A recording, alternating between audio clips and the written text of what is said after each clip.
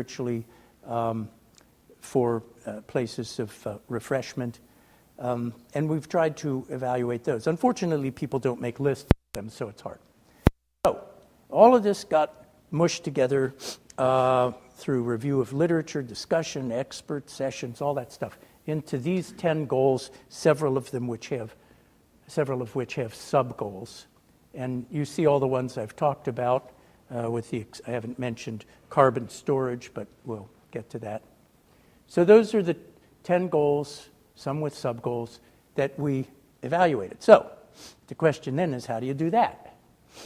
And Lord Kelvin had a pretty good statement on the subject, which is basically, if you can't do it in numbers, then it's kind of hard to say that you've done it properly.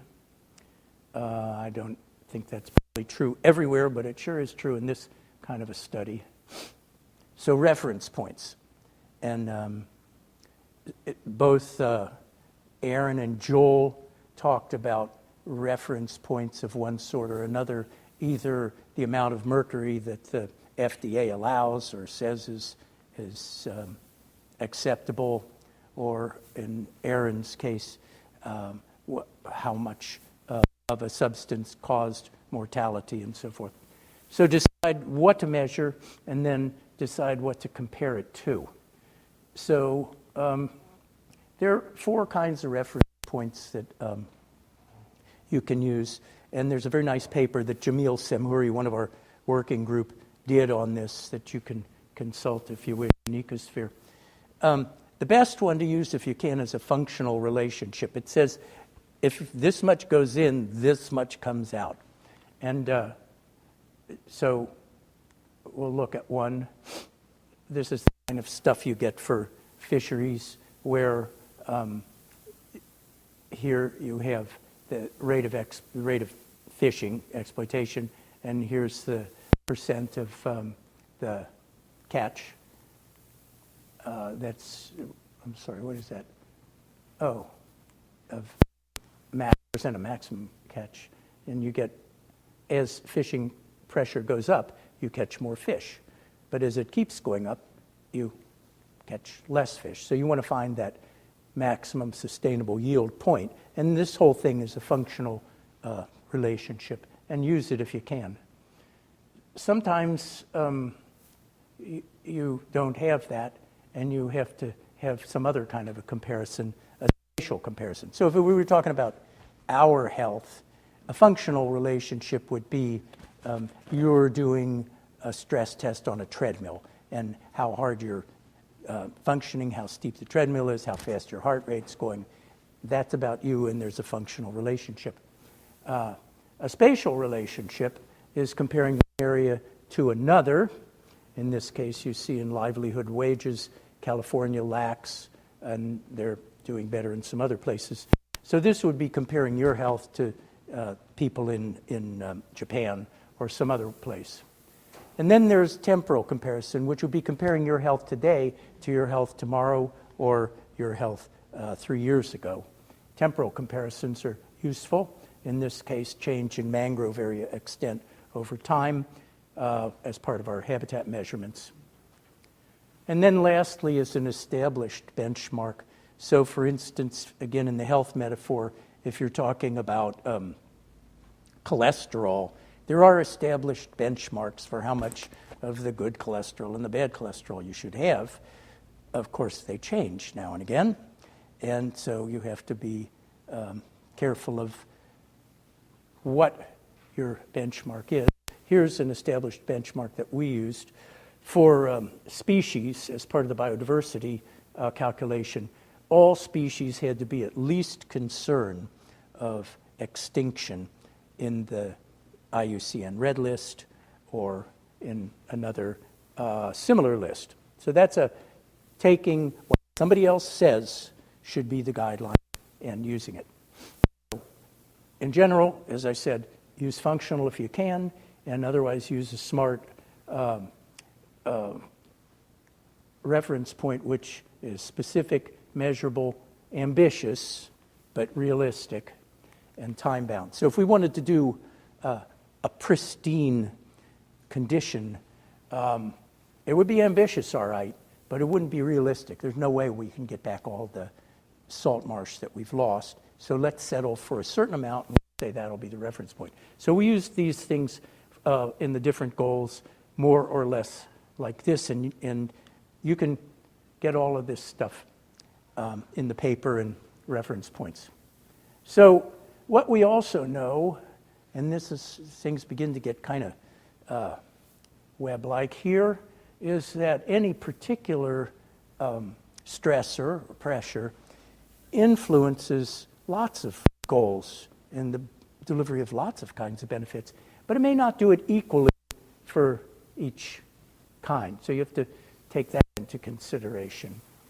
And mangroves are involved in carbon and coastal protection and biodiversity also. They may be involved in other things too.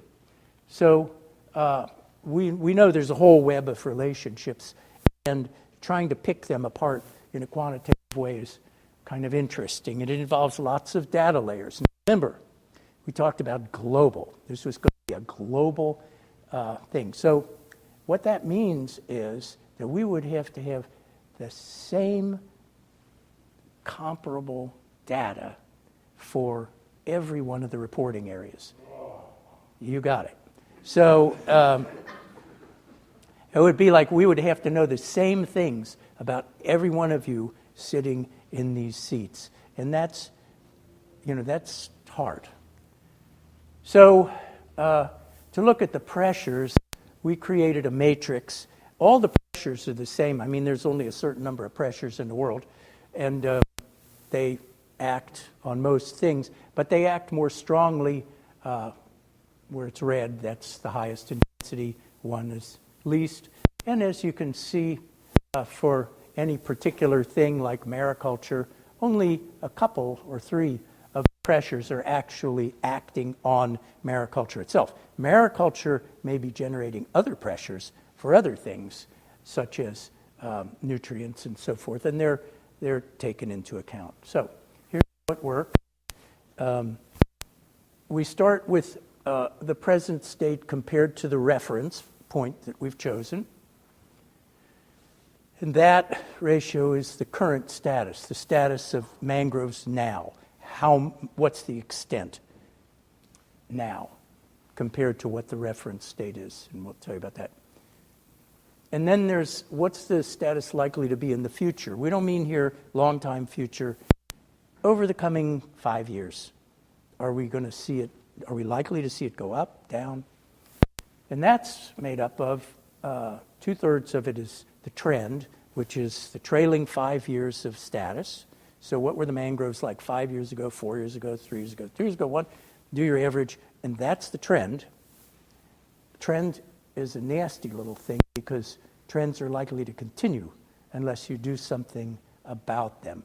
So if you have a bad habit, that bad habit is going to continue unless you take some kind of reparative action. Guarantee. So the reparative actions are the things that we call resilience. And those are demonstrated in laws, treaties, enforcements, and so forth, if you can get enforcement data. So those are resilience. And the pressures, I've already told you about. So the balance between resilience and pressure is 1/3 of this half. Okay? So you get your likely future state, your current status, average them half and half. They're evenly weighted. That produces the score for one goal.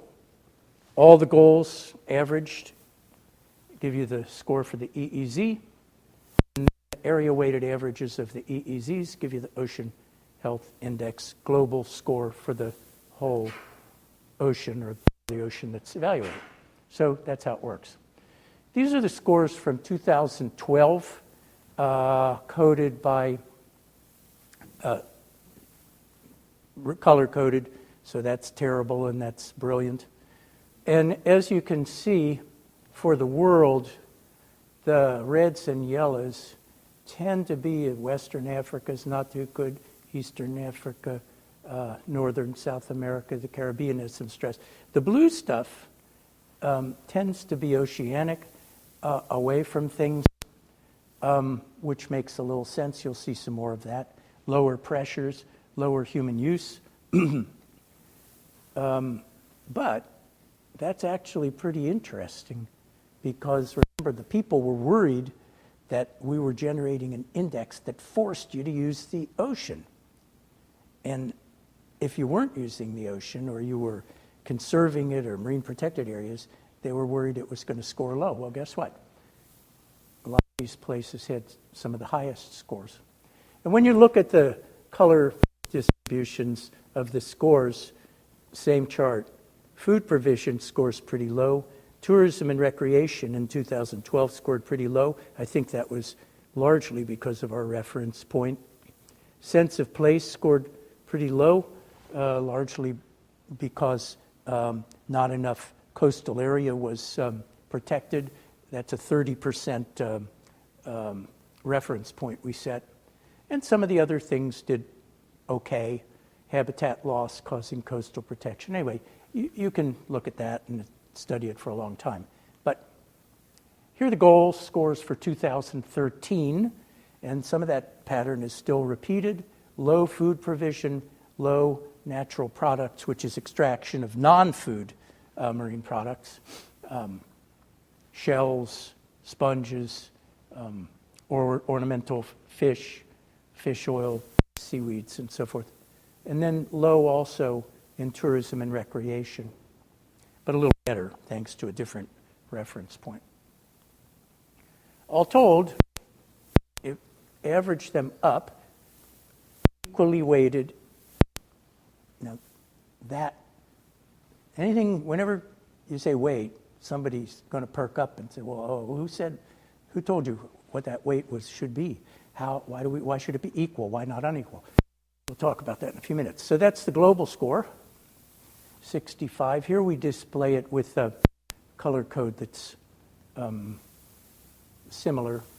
The blues are good, the reds are bad, and people seem to like this display. So then the question is, okay, the world got a 65. What does that mean? And that's been a big communicating point that's been difficult. Is that good? Most people look at that and say, wow, that's better than I thought it was. Maybe things aren't so bad.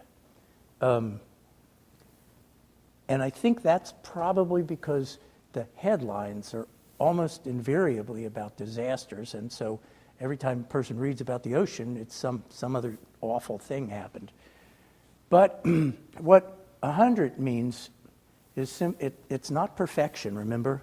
It's just that given the reference points that you've established, the system has met those reference points and is providing everything that it can sustainably within that context, within those reference points. And a 0 means either that it didn't achieve any of the available benefits or that what it did achieve, it did in an unsustainable way. Cyanide fishing, dynamite fishing, whatever it is. Intermediate scores, the closer to 100, the better it is. 65, I think you could say, leaves plenty of room for improvement. You wouldn't run home real fast to show a report card with 65 to your parents. And you shouldn't. And then, what about, this is an important one, not applicable. See, not all places have all goals. They can't produce all goals. Uninhabited places don't have tourism, perhaps. So what do you do about that? You give them a 0? Say it's not applicable, it's not averaged with the other 9 goals, and we leave it at that. Habitat's never present in an area. You don't have sea ice here. We shouldn't evaluate you on it. Canada doesn't have coral reefs, similarly. So those things drop out. And you get into a little difficulty. Well, what about an activity you used to harvest sponges here, but you don't now? You harvested sponges up until 4 years ago, but there are no harvests now. How do you deal with that? And we've had some interesting conversations. It's a judgment call. So if you look at, now this isn't published yet, this is in review actually, these are results from 2013. The highest scoring country actually is in the Southern Ocean, or it's not even a country, it's a territory, Heard and McDonald Islands. And you get back there, you see all the gray, those are all goals that were dropped out because they don't apply there. But they did really well in the other goals. And the highest inhabited, Saba, has 2 goals dropped out, but really good performance in quite a number of these.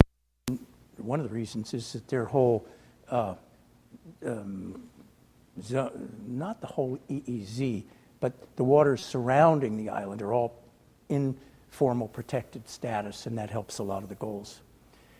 U.S. is up there.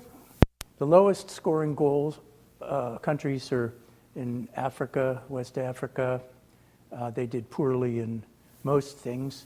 One lesson we learned is that countries that have difficulties in governance, history of dictatorship, war, civil strife, corruption, all of those things, they do real poorly in the Ocean Health Index, and that's pretty much what you'd expect because they don't have any of the time and space and money to devote to these kinds of things. So the 213 scores look pretty much the same. Whether we should do this every year is a question. We will not see global change within a year, but we do see changes within countries. So for instance, in Heard and McDonald Islands down there, they had just established, and the South Shetlands and Sandwich, they had just established a huge new marine reserve. And that showed up in the data, and it showed up in a score jump of 9 points. So that was pretty interesting. So that's how the world looks right now. And if you compare 2012 to 2013, here are the ranges, the change of scores. So anything that color in the yellowish here and here, it dropped by a point, 2 points. Significant. Where are our confidence intervals? We're working on that. I would not be alarmed about a 2 point or a 1 point, just over a year. 5 points, 10 points, that means something even now. And 1 or 2 might, but we can't prove it. Trend, if that's going, then that's not good. So I wanted to show you how a goal works and what it looks like. We'll look at food. It's made up of 2 sub-goals, wild fisheries and mariculture. Those are geoducks in Washington, which go for about $60 to $100 a pound in China. So the goal works like this, 2 sub-goals, each one with a reference point. This is a pretty nice reference point. The people who were mad at us for the 2012 analysis, which used a different kind of fisheries reference point, will probably be happy. The mariculture goal, how much mariculture should there be? How do you figure that one out? We had to use a proxy, and we used coastal population density as a proxy, figuring that population would provide demand, it would provide workers, and it would provide other opportunities and infrastructure for mariculture. But obviously, you can argue about that. So those provide the status. These provide likely future status, averaged, sub-goal scores averaged. In this case, yield-weighted average.